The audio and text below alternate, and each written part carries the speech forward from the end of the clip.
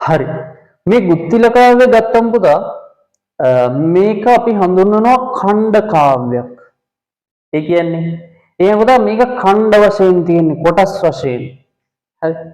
කොටස් කොටස් තියෙන විදිහට තමයි මේ ගුත්තිල කාව්‍ය වැත්තෑවේ හිමි රචනා කරලා තියෙන්නේ. දැන් මේ ගුත්තිල කාව්‍යයේ මුලට ගියාම අපිට මුලින්ම හම්බෙන්නේ බරණැස්පුර වැනුම. බරණැස් නගරයේ වර්ණනාව තමයි මුල්ම කවි ටිකේ තියෙන්නේ. ඊට පස්සේ අපිට හම්බ වෙනවා බඹදත් රජ වැනුම. බ්‍රහ්මදත්ත රජතුමා පිළිබඳ වර්ණනාව. ඊට පස්සේ ගුත්තිල ඇඳුරු වැනුම. උදේ නිපුව සැනකෙළිය. හරි. ඔය විදිහට කොටස් කොටස් විදිහට අපිට මේ ගුත්තිල කාව්‍ය වෙන් කර ගන්න පුළුවන්. හරි. එතකොට පුතා ඔයාලට මේ සාමාන්‍ය පෙළට තියෙන ගුත්තිල වෙනනද කියන පාඩමේ ඔයාලට තියෙන මේ වීණා තරංගයේ පැවැත්වුණු අවස්ථාව. වීණා තරංගයේ පැවැත්වෙන අවස්ථාව පිළිබඳව තමයි ඔයාලට මේ ගුත්තිල වෙනනද පාඩමේදී තියෙන්නේ. හරි. එතකොට මේකත් අපිට කොටස් විදිහට වෙන් කරගන්න පුළුවන්. මේ කවි 33ත් අපිට කොටස් විදිහට වෙන් කරගන්න පුළුවන්. හරි. දැන් පළවෙනි කවියේ ඉඳලා ගත්තම 13 වෙනි කවිය වගේ වෙනකන් තියෙන්නේ මේ ගුත්තිල ඇඳුරුතුමා සහ මූසිල වීණා තරංගයට ඇවිල්ලා ඒ ගිරියට පවත්වගෙන ගිය ආකාරය. හරි. එතනින් එහාට තියෙන්නේ පුතේ 14 වෙනි කවියේ ඉඳන් අපි ගත්තම අපිට හම්බෙන්නේ මේ ගුත්තිල ඇඳුරුතුමාගේ වීණා නාදයේ මිහිරි බව නිසා අවට පරිසරයේ ජීවි අජීවි වස්තුන් කෙරෙහි ඇති කරපු බලපෑම. ගුත්තිල ඇඳුරුතුමාගේ වීණා නාදයේ මිහිරි බව මේ අවට පරිසරයේ තියෙන වස්තුන් කෙරෙහි ඇති කරපු බලපෑම. ඊට පස්සේ අපිට අන්තිමට හම්බ වෙනවා මේ සුරංගන රැඟුම්. හරි. සුරංගනාවියන්ගේ රංගනයේ අලංකාරය. හරි. ඒක පුතා ඔය මේ අර ගුත්තිල ඇඳුරුතුමාගේ වීණා නාදයේ මිහිරි බව නිසා අවට පරිසරයේ ජීවි අජීවි වස්තුන් කෙරෙහි ඇති කරපු බලපෑම ගැන තියෙන කවි ටිකේ අපිට හරි වෙනස් කවි ටිකක් හම්බ වෙනවා. දැන් හරි අමුතු කවි ටිකක්. ඒ කියන්නේ පුතේ මේවා ගත්තම දැන් මේ ගුත්තිල ඇඳුරුතුමාගේ වීණා නාදයේ මිහිරි බව කියන්නේ මෙතනින් එහා වර්ණනා අවශ්‍ය නැහැ. හරි. මේ කවි ටික. හරි. ඒ තරම් ලස්සනට මේක වර්ණනා කරලා තියෙනවා අපේ මේ වැත්තෑවේ හාමුදුරුවෝ. එතකොට මං කියපු අමුතු කවි ටික අතර අපිට හම්බෙන පළවෙනි අමුතු කවිය තමයි මේ තියෙන්නේ.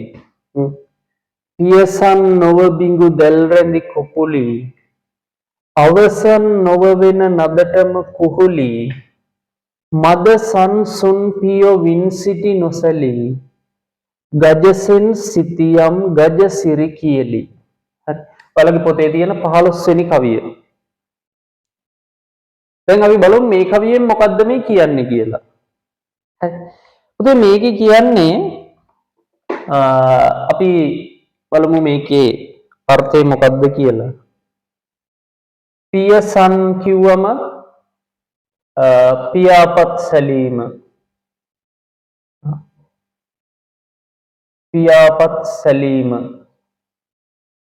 හරි. බිඟු දැල් කියන්නේ පුතා මී මැසි රංචු. මී මැසි රංචු. හරි. කොපුලි කියන්නේ කම්මුල්නේ. කම්මුල්. හරි. දැන් මී මැසි රංචු කම්මුල් මොකද්ද මේ කියන්නේ? හරි. පොතේ දැන් ඔය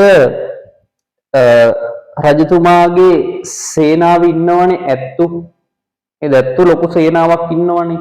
චතුරාංගනී සේනාව ඇතුලේ. හරි. එතකොට මේ ඇත්තු පුතේ මද කිපුණු ඇත්තු.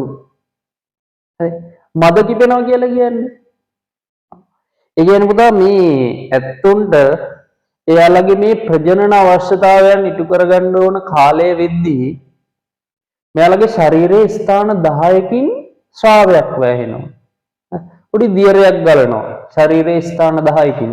මේ ඇස්, කම්මුල්, කන් සිදුරු, නාස්පුඩු මේ වගේ ස්ථාන 10කින් ශ්‍රාවයක් වැහෙනවා මේ මෙයාලගේ මේ ප්‍රජනන අවශ්‍යතාවයන් ඉටු කරගන්න ඕන කාලය වෙද්දී.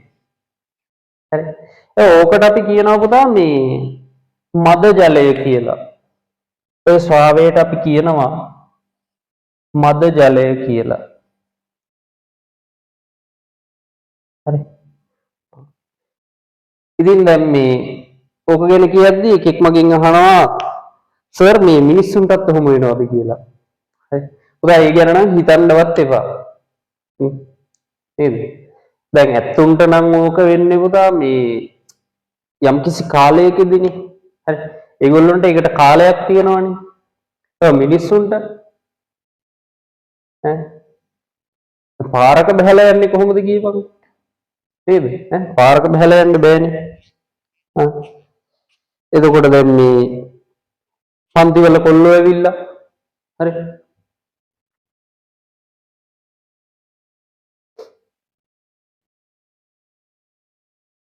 හිතන්නවත් එපා ඒකින්ද හරි හරි පුතේ එතකොට දැන් මෙන්න මේ මද ජලය තියෙනවනේ මේ මද ජලය බොන්න මීමැස්සෝ හරි ආසයි මේ ඇත්තුන්ගෙන් වැහෙන මද ජලය බොන්න මීමැස්සෝ හරි ආසයි හරි මෙයාලා ඇවිල්ලා මොකද කරන්නේ අර කම්මුල් වලින් වැහෙන මද ජලය තියෙනවනේ කම්මුල් වලින් ගලන එතනට ඇවිල්ලා මේ කම්මුල් වල තියෙන ඒවා බොනවා හරි හැබැයි ඉතින් එක දිගටම ඔය වැඩේ කරන්න බෑ මීමැස්සොන්ට ඇතා කියන්නේත් ඉතින් මේ එක විදිහකට ඉන්න සතෙන් නෙමෙයිනේ නේද ඔහොම දෙපැත්තට වැනෙනවා හොඬ වෙල පද්දනවා ඔහොම නේද මේ කන් දෙක මෙහෙම වනනවා ඒකට අපි කියනවා පුතා කන්තල ගැසීම කියලා කන්තල ගැසීම හරි ඉතින් ඔන්න ඔය කන්තල ගැසීම හින්දා මේ මීමැස්සොන්ට මේ වැඩේ එක දිගට කරගන්න බෑ හරි කරදරයි දැන් මේ කන්තල ගහද්දි දැන් මීමැස්සා මෙතනට ඇවිල්ලා වහලා ඉද්දි මේ අර ඇතාගේ කන ඇවිල්ලා මීමැස්සට පාරක් වැදුනම නේද ඉතින් හිතා ගන්න පුළුවන් නේ මොකද්ද වෙන්නේ කියලා හරිද එතකොට දැන් මේ කාරණාව හින්දා මීමැස්සොන්ට මේ මද ජලය බොන්න විදිහක් නැහැ මීමැස්ස මොකද කරන්නේ එනවා චුට්ටක් බොනවා වටයක් කොහොම කැරකෙනවා ආයි එනවා ආයි චුට්ටක් බොනවා ආයි වටයක් කැරකෙනවා ඊට පස්සේ මේ පැත්තට යනවා හරි ඒ පැත්තෙන් චුට්ටක් බොනවා ආයි ටක් ගාලා එනවා කැරකිලා හරි ඔය විදිහට මේ පියාඹමින් තමයි මීමැස්සෝ මේ මද ජලය බොන්නේ හරිද ඒක දිගට ඒ වැඩේ කරගන්න විදිහක් නැහැ හැබැයි ඉතින් එදා මෙන්න මේ වීණා තරඟේ පැවැත්වුණු දවසේ